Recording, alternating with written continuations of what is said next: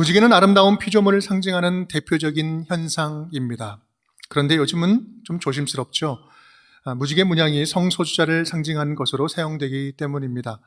시대마다 환경마다 상징하는 의미도 다를 수 있지만 시대를 불문하고 태초부터 부여된 무지개의 상징이 있다면 그것은 홍수 심판 이후에 하나님이 하신 약속일 것입니다. 내가 다시는 물로 심판을 내리지 않겠다라고 하는 약속이죠. 오늘 창세기 9장은요, 홍수 이후에 방주에서 나온 노아와 하나님이 언약을 맺으시는 장면입니다. 아주 중요한 명령과 약속을 새롭게 주시는데요. 1, 2절 이렇게 이야기합니다. 하나님이 노아와 그의 아들들에게 복을 주시며 그들에게 이르시되 생육하고 번성하여 땅에 충만하라. 그들이 너희를 무서워하리니 이것들은 너희 손에 붙였음이니라. 이 명령은요, 우리가 얼마 전에 처음 읽었던 창세기 1장 28절을 생각나게 합니다. 아주 유사하죠. 근데 조금 다른 내용이 덧붙여 있죠. 그들이 너희를 무서워할 것이다 라는 내용이 살짝 추가되고 있습니다. 그 다음에 이어서 나오는 3절 4절은요 이제 아주 새롭게 추가된 내용입니다. 함께 읽어볼까요? 모든 산 동물은 너희의 먹을 것이 될지라 채소같이 내가 이것을 다 너희에게 주노라. 그러나 고기를 그 생명되는 빛에 먹지 말 것이니라. 아멘. 그리고 이어서 주시는 5절, 6절 말씀은요, 더 의미심장합니다. 제가 읽겠습니다. 내가 반드시 너희의 피, 곧 너희의 생명의 피를 찾으리니, 짐승이면 그 짐승에게서, 사람이나 사람의 형제면 그에게서 그의 생명을 찾으리라. 사람의 피를 흘리면 그 사람의 피도 흘릴 것이니, 이는 하나님이 자기의 형상대로 사람을 지으셨음이니라. 생명을 해하는 자는 생명으로, 그 생명으로 갚겠다. 생명을 생명으로 갚겠다. 사람들은 이 본문을 근거로 해서 사형제도의 정당성을 이야기하기도 합니다. 여러분 한번 생각해 볼까요? 홍수 후에 처음으로 육식이 허용이 되었습니다. 그리고 사형이 언급됩니다. 그리고 무지개를 주시면서 다시는 내가 생명을 죽이지 않겠다라고 약속을 해 주시죠. 홍수 이후에 다시 새롭게 세상이 펼쳐지고 세상이 시작되는, 세상이 리셋되고 다시 시작되는 노아 가족으로 새로운 세상을 만들어 가시면서 하나님은 과연 그러면 무엇을 원하고 계셨던 것일까? 도대체 하나님은 새롭게 다시 시작되는 세상이 어떤 세상이 되기를 가장 원하셨기에 가장 제일 먼저 노아가 나오자마자 말씀을 하고 계시는 것일까? 오늘 홍수 이후에 주어진 이 세 가지 메시지, 이 메시지에 담긴 이야기를 통해서 우리를 향한 하나님의 간절한 마음, 하나님의 그 애타는 마음을 함께 느끼고 듣는 복된 시간이 될 수 있기를 간절히 축복합니다. 첫 번째입니다. 함께 따라하겠습니다. 모든 산동물은 너희의 먹을 것이 될지라. 모든 산 동물은 너희의 먹을 것이 될지라. 육식 허용에 대한 이야기입니다.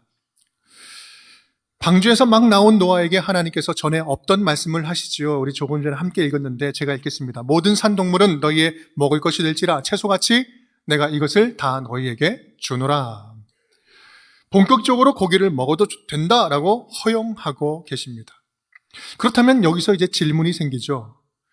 그렇다면 노아 시대 이전에는 육식을 하지 않았다는 말일까? 육식이 전혀 없었을까요?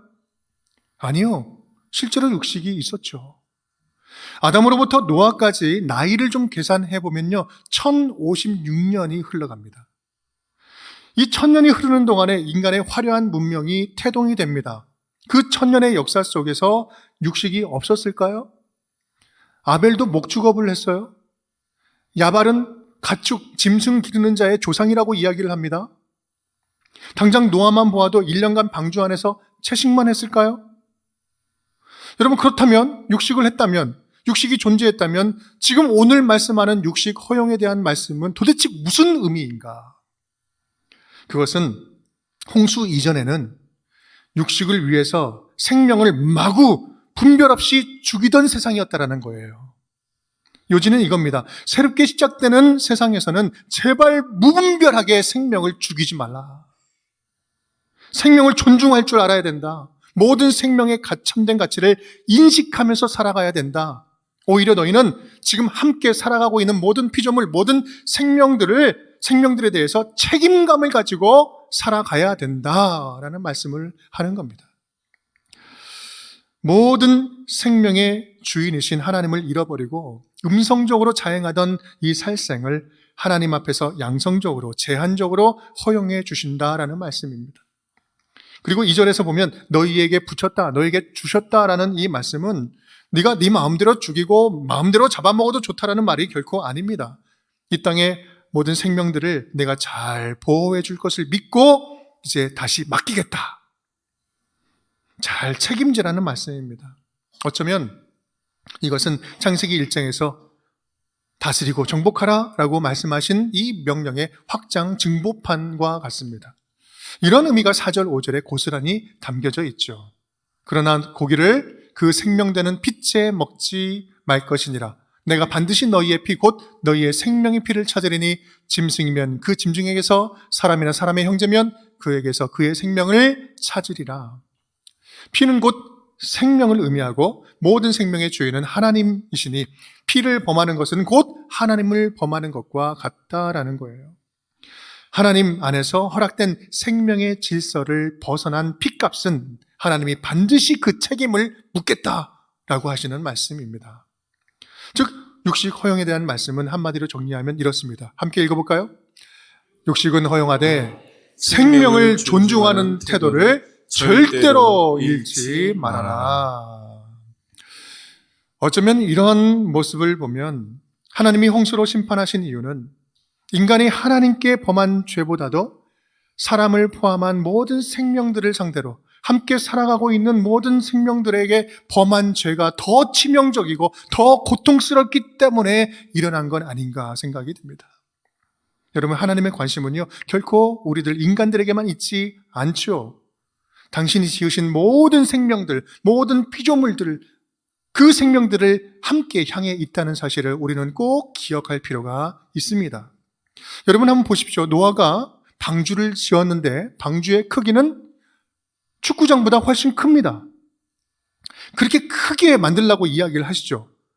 그러면 이 크게 만들라고 한 것은 노아를 위한 것입니까? 아니면 동물들을 위한 것입니까? 노아 한 가족을 위한 거였다면요, 그 배 제작 기간은 1년이면 충분할 겁니다. 그런데 노아 몇 년간 지었어요? 최소 50년, 길게는 70년까지 노아 방주를 지었잖아요. 방주에 올라탄 노아 가족 8명은 그러면 들어가서 편안히 쉬었을까요? 아니요. 하루도 잠시도 쉬지 못했을 겁니다. 바빴겠죠. 왜요? 수시로 먹고 사는 동물들을 하는 그것에 바글바글합니다. 그것을 계속해서 돌봐야 되는 거예요. 그 생명을 잘 돌봐야 됐기 때문에 한시도 쉬지 못했을 거예요. 여러분, 바로 이것이 새 인류의 조상 노아에게 맡기신 일이에요. 노아에게 시켰던 일이에요. 뭐예요? 바로 생명을 돌보는 일이었습니다. 정리하면 새로운 세상에서 원하시는 것, 우리 아버지 하나님께서 우리에게 원하시는 것은요, 제발 생명을 존중하면서 살아가자. 이러한 생명 존중에 대한 하나님의 마음은 자연스럽게 두 번째로 이어집니다. 함께 읽어보겠습니다. 그에게서 그의 생명을 찾으리라. 그에게서 그의 생명을 찾으리라. 사형에 관하여서 이야기합니다. 4장의 가인과 후손, 그 람에게 이 대사를 보면 정말 끔찍하기 그지없습니다. 창세기 4장 23절 24절 함께 읽어볼까요? 람에게 아내들에게 이르되 아다와 실라여 내 목소리를 들으라. 람에게 아내들이여 내 말을 들으라. 나의 성처로 말미암아 내가 사람을 죽였고 나의 상함으로 말미암아 소년을 죽였도다. 라멕은 한 인간의 화려한 문화를 상징하는 문명의 아버지와 같은 사람이었습니다. 그런데 그가 이렇게 이야기하는 거예요. 내가 어떤 상처받을 일이 있었는데 상처받아서 내가 보복해서 죽여버렸다. 내가 어디서 손해볼 일이 있었는데 그 일로 인해서 내가 소년을 죽였다. 막 자랑하고 있는 거예요. 뒤에 보면 가인을 위해서는 벌이 7배를 받겠지만 라멕을 위해서는 벌을 77배로 받을 것이다. 그런 이야기를 해요. 여러분, 이것은요 하나님의 은혜를 능멸하는 말이에요. 하나님이 가인에게 표를 줘서 보호하게 하신 이유는 가인이 예뻐서가 아니라 이 보복으로 인한 또 다른 살인이 일어나지 않도록 하신 보호장치였어요. 또한 죄인인 가인에게는 회개의 기회를 주는 은혜의 방편이었는데 라멕은요 그 은혜를 조롱하면서 자기의 살인을 정당화하고 있는 거예요. 더 교만해진 거예요. 죄에 대한 감각을 완전히 잃어버렸어요. 이런 법이 통하던 시대가 바로 노아의 시대였다라는 거예요. 억울한 일이 일어나도 누구 하나 맞설 수 없는 끔찍한 시대, 억울한 자의 핏소리가 호소하는 시대. 주님, 왜 이런 세상을 그대로 두십니까? 왜 이런 악한 존재가 이 살아 움직이는데, 살아 뻔뻔하게 살아가는데도 왜 아무런 일도 일어나지 않습니까? 땅에서 울부짖는 소리를 듣던 그 하나님께서 이제는 새 세상을 리셋하고 시작하시면서 작정하신 듯이 말씀하시는 거예요. 6절 말씀 함께 읽겠습니다. 다른 사람의 피를 흘리면 그 사람의 피도 흘릴 것이니 이는 하나님이 자기 형상대로 사람을 지으셨음이니라. 아멘. 하나님의 마음이 담겨져 있는 표현이에요. 여러분, 이 말씀은요, 단순히 복수를 허용하고 정당한 사유가 되면 사용해도 좋다, 사용을 정당하는 말씀이 결코 아니라는 말이에요. 권력을 가진 자가 힘없는 자를 무조건 짓밟고 백성들을 보호하고 책임져야 할 왕이 무분별하게 살인을 자행하고 자기 살겠다고 남을 죽이는 인간의 세태들, 힘을 가지고 힘 없는 자를, 생명을 쉽게 짓밟는 인간들, 내가 결코 좌시하지 않을 것이다. 결코 좌시하지 않을 것이다. 여러분, 실제로 역사 속에서 힘 있는 자가 힘 없는 자를 죽이는 것은 너무나 당연하게 여기던 세상이었습니다. 그런데 하나님은요, 그 일조차도 원하지 않는다. 있어서는 안 된다라고 이야기해요. 왜요? 모든 생명이 다 하나님의 것이기 때문에. 모든 생명은 소중하기 때문에 그렇습니다. 어떤 힘 있는 권력자도 남을 필리게 하면 누굴 막론하고 내가 갚을 것이다. 이거는 당시의 혁명적인 이야기예요. 왕에게 허용되던 살인이 왕마저도 허용을 하지 않는 말씀이거든요. 이 말씀은 악한 자에게는 협박처럼 들리지만 무고하게 핍박당하는 자들에게 있어서 이 말처럼 위로가 되는 말씀이 어디 있겠습니까? 이것이 바로 하나님이 원하시는 창조 질서라는 거예요. 여러분, 홍수 이후에 주어진 이 말씀들은요, 단순히 고기 먹어도 된다, 육식을 허용하고 사형에 대해서 법질서 그냥 죽일 수 있다, 정당하면 죽일 수 있다, 이런 문제를 말하는 것이 아닙니다. 내가 원하는 세상은 사람이 사람답게 존중받는 세상이다. 모든 생명을 존귀하게 여기고 창조 질서 안에서 서로 돌보면서 책임 있게 살아가는 것, 책임을 다하면서 살아가는 것, 그것이 내가 원하는 세상이다. 여러분, 지금 우리가 살아가고 있는 이 시대를 보면 얼마나 허울 좋은 명분으로 수많은 무고한 사람들을 죽이고 있습니까? 욕심을 채우기 위해서 깡패 같은 집단 이기주의가 공공연하게 드러나요. 이것도 당연한 듯이 이야기를 합니다. 요즘 국제사회는 어떻습니까? 말도 아니죠. 구차한 명분으로 사람들을 마구 살육하고 있어요. 영토를 더 얻겠다고, 석유를 더 빼앗겠다고 파렴치한 전쟁들을 노골적으로 일으키고 있어요. 이것이 정당합니까? 여러분 다 잘 아시겠지만 남미 베네수엘라 대통령 지난주에 미국이 체포했어요. 이게 있을 수 있는 일이에요? 이게 질서 안에서 이루어질 수 있는 일입니까? 상식을 벗어난 일들 아닙니까? 지난주에는 미국은 유엔 산하기구의 66개를 다 탈퇴 선언했다고 이야기를 합니다. 지금은 멕시코, 그린란드, 덴마크, 이란을 상대로 지금 긴장을 고조시켜 나가고 있어요. 여러분, 그런데 이게 지금 미국만의 문제입니까? 당장 힘이 없어서 그렇지 하나님 앞에서 하나님이 기뻐하시고 원하시는 기준을 잃어버리면, 성경적인 기준을 놓쳐버리고 잃어버리면 어떤 나라도 오히려 더한 일들도 자행하지 않겠습니까? 이런 일들은 가까운 주변에서도 일어나고 있죠. 노동자들의 안전과 생명은 무시하고 노동력을 착취하는 악덕 기업들은요, 늘 어떠한 방법으로도 법적인 보호를 받으면서 건재해요. 권력에 빌붙은 법조인들은요, 정의를 위해서 변호하는 것이 아니라 사익을 위해서 궤변을 늘어나요. 수단과 방법을 가리지 않고 이기기만 하면 되는 거예요. 이것이 옳은 일인지 중요한 게 아니라 이겨서 돈 벌면 되는 거거든요. 교회 안에서는 그런 일 없습니까? 자기에게는 한없이 관대한데 다른 사람들에게서는 한없이 인색해요. 엄격해요. 왜 그렇게 하냐고 매일매일 일만 열면 정죄해요. 틈만 나면 판단해요. 내 편이 아니면 다 때려 부셔도 하나님이 내 편이니까 상관없다, 그렇게 착각하고 살아가요. 그러면서 그것이 죄인지 아닌지 똥인지 된장인지도 분간하지 못하고 살아가고 있어요. 여러분, 창세기 4장에서 멸망당할 수밖에 없었던 후손, 가인의 후손, 라멕의 후손, 그 모습과 똑같은 모습 아닙니까? 여러분, 하나님의 자녀라면 적어도 이러한 생명에 대한 존중감, 정의로운 판단, 최소한의 타인에 대한 존중은 살아 있어야 되는 거 아니겠느냐. 그렇게 함께 더불어가고 함께 책임지면서 살아가는 게 맞는 일 아니겠느냐. 오늘 우리에게 말씀해 주시는 거예요. 여러분, 오늘 홍수 이야기는요, 내용과 깊이의 스케일이 생각보다 어마어마하게 큰 이야기예요.